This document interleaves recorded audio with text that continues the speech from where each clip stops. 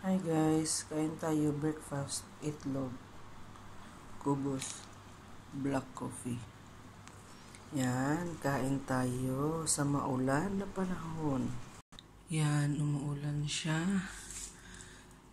Perfect talaga ang breakfast na mainit ang kape. Yan yung mga bulaklak ko.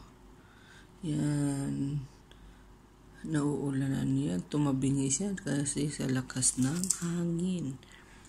Yan, wala masyadong sasakyan kasi malakas yung hangin at saka maulan. Yan. So, diba? Itong building na to, ilang taon na hindi pa tapos. Yan. Yan, guys. Kasi, grabe, sobrang maulan. Bye!